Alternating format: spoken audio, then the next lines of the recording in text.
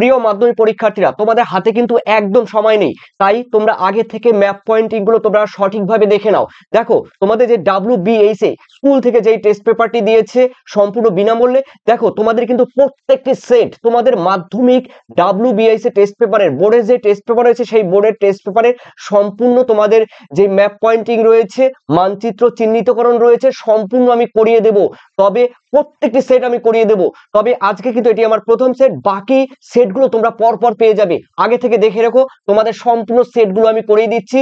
দেখো এখানে রয়েছে তোমাদের WBHS টেস্ট পেপারের, দেখো রয়েছে WBHS টেস্ট পেপারের 190 পেজ। তো এখানে সম্পূর্ণ ম্যাপ পয়েন্টিং তোমরা দেখে নাও, আর এটি কিন্তু তোমাদের বোর্ডের সম্পূর্ণ তোমাদের রয়েছে। দেখো তাহলে তোমরা দেখে নাও, তোমাদের ম্যাপ পয়েন্টিং এর মধ্যে রয়েছে, দেখো প্রথম রয়েছে পূর্বঘাট পর্বতমালা। তাহলে আমরা দেখে নিচ্ছি পূর্বঘাট পর্বতমালা কোথায় রয়েছে। দেখো এটা ভারতের পশ্চিম উপকূল, এটা ভারতের পূর্ব উপকূল, ঠিক আছে। তো এই পূর্ব উপকূলের মধ্যে রয়েছে, দেখো এই যে এখান থেকে তোমরা শুরু করবে তামিলনাড়ু ঠিক একটু উপর থেকে, তোমরা এই পর্যন্ত দিলেও কোনো প্রবলেম নেই, এখান থেকে এই পর্যন্ত দিলেও কোনো প্রবলেম নেই। তবে তোমরা এখান থেকে একটু শুরু করবে। দেখো এই যে পুরো যে চিহ্নটি আমি দেখিয়ে দিয়েছি, এটি কিন্তু সম্পূর্ণ পূর্বঘাট, ঠিক আছে, পূর্বঘাট পর্বতমালা এই পর্যন্ত তোমরা করে দেবে, একদম চিল্কা হ্রদ পর্যন্ত।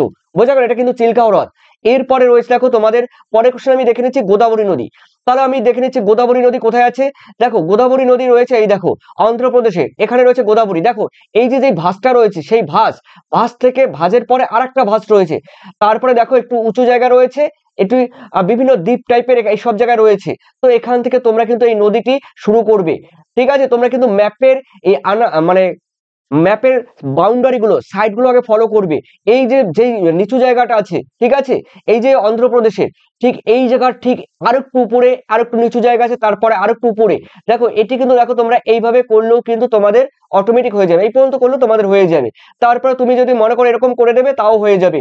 এটি কিন্তু তোমাদের রয়েছে কি, দেখো গোদাবরী নদী, ঠিক আছে, এই যে কি আছে গোদাবরী নদী, তার মানে এটার উত্তর কিন্তু হবে গোদাবরী নদী। দেখে নাও গোদাবরী নদী, ওকে। তারপরে আমরা দেখে নিচ্ছি পরের কোশ্চেন কি রয়েছে।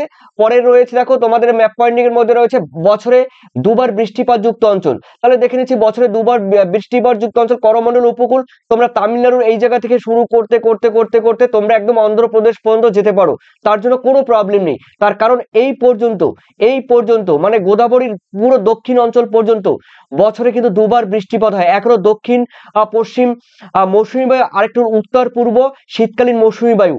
এর ফলে কিন্তু এই করমণ্ডল উপকূলে তোমরা এটুকু করলেও স্যার নাম্বার দেবে, ঠিক আছে। তোমরা তবে এই পর্যন্ত দেখিয়ে দেবে করমণ্ডল উপকূল বছরে দুবার বৃষ্টিপাত হয়। তারপরে চলো দেখে নিচ্ছি তোমাদের 4 নম্বর কোশ্চেন। 4 নম্বরের কোশ্চেনের মধ্যে রয়েছে দেখো তোমাদের লোকটক হ্রদ, ঠিক আছে। আমি দেখে নিচ্ছি তোমাদের লোকটক হ্রদ কোথায় আছে। অবশ্যই চলো দেখে নিচ্ছি লোকটক হ্রদ রয়েছে কোথায় কোথায় কোথায় কোথায়। এই দেখো এই যে মণিপুরের লোকটক হ্রদ, দেখেছো, এটি হলো মণিপুরের লোকটক হ্রদ, ঠিক আছে। এই লেক বা মণিপুরের লোকটক হ্রদ বলো বা হ্রদ বলো যাই বলো তোমরা যে কোনো ভাষায়, এই যে লেক এটি কিন্তু রয়েছে মণিপুরে। দেখে নিও বাংলাদেশের যে এই যে বাংলাদেশের যেই জায়গাটা রয়েছে উঁচু জায়গা, তার ঠিক পূর্ব দিকে এই জায়গাটা কিন্তু রয়েছে মণিপুরের লোকটক হ্রদ, ওকে। এরপরে দেখে নিচ্ছি তোমাদের রয়েছে দেখো পাঁচে রয়েছে পশ্চিম ভারতের একটি কৃষ্ণ মৃত্তিকা অঞ্চল দেখাও। পশ্চিম ভারত বলতে কিন্তু দেখো এখানে রয়েছে মহারাষ্ট্র রয়েছে, গুজরাট রয়েছে, এই যে এটা গুজরাট, এখানে কিন্তু গুজরাট রয়েছে, ওকে, এটা কিন্তু গুজরাট রয়েছে। তো গুজরাটের কিছু অংশ হবে। তারপরে রয়েছে মহারাষ্ট্র। তো এই যে গুজরাটের যে খাঁজকাটা জায়গা দেখেছো, তার থেকে এই জায়গা থেকে তোমরা শুরু করবে, সোজা তো চলে যাবে তোমরা পূর্ব দিকে, তারপরে একটু নিচ দিকে এসে তোমরা কি করবে, এই অন্ধ্রপ্রদেশের যে গোদাবরী নদী আছে তার নিচ থেকে একদম তোমরা তেলেঙ্গানা পর্যন্ত, তারপরে রয়েছে কর্ণাটক থেকে শুরু করে এই পর্যন্ত কিন্তু বিস্তৃত। এটি কিন্তু পশ্চিম ভারতের একটি কৃষ্ণ মৃত্তিকা অঞ্চল। এরপরে রয়েছে ভারতের একটি ইক্ষু উৎপাদক অঞ্চল, ইক্ষু মানে আখ উৎপাদক অঞ্চল। দেখে নিচ্ছি দেখো সরি, দেখো এটা রয়েছে কিন্তু এখানে রয়েছে কিন্তু উত্তরাখণ্ড। তো দেখো আমি দেখিয়ে দিচ্ছি এই উত্তরাখণ্ডের একটু দক্ষিণ অঞ্চল থেকে শুরু করে দিল্লির পাশ থেকে শুরু করে একদম তোমাদের বিহার এবং ঝাড়খণ্ডের অনেকটা পূর্ব দিক পর্যন্ত কিন্তু রয়েছে এই অঞ্চল। এটি কিন্তু রয়েছে ভারতের একটি আখ উৎপাদক অঞ্চল, তার মানে এখানে বলে দিয়েছে একটি ইক্ষু উৎপাদক অঞ্চল, আমি দেখিয়ে দিলাম। এরপরে রয়েছে তোমাদের 7, ভারতের সর্বনিম্ন জনসংখ্যা বিশিষ্ট রাজ্য কোনটি। অরুণাচল প্রদেশ।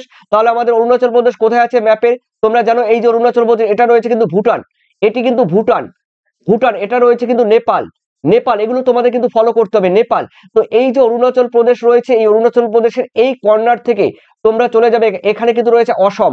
তো এই পর্যন্ত চলে গিয়ে এখান থেকে মানে ফিরে আসবে, ফিরে এসে তোমরা একটু নিচু হয়ে তোমরা এই জায়গাটায়, ঠিক আছে, এই জায়গাটা তোমরা মিলিয়ে দিলে, এটা হলো কিন্তু অরুণাচল প্রদেশ।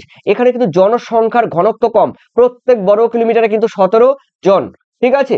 এরপরে দেখে নিচ্ছি আমরা তোমাদের পরের পয়েন্ট রয়েছে কি, দেখো ভারতের একটি আন্তর্জাতিক বিমানবন্দর, তাহলে ভারতের একটি আন্তর্জাতিক বিমানবন্দর বলতে পারি দিল্লি, ঠিক আছে। দিল্লি তোমরা দেখিয়ে দিলে। এই যে রয়েছে নেপাল, নেপালের ঠিক এই সোজা একটু নিচু জায়গায় রয়েছে দিল্লি। তো ভারতের বৃহত্তম আন্তর্জাতিক বিমানবন্দর হলো ইন্দিরা গান্ধী দেখো আন্তর্জাতিক বিমানবন্দর, ঠিক আছে, এটা রয়েছে দিল্লিতে। এরপরে দেখে নিচ্ছি তোমাদের পরে রয়েছে, দেখো পূর্ব ভারতের একটি ভারী ইঞ্জিনিয়ারিং শিল্প কেন্দ্র।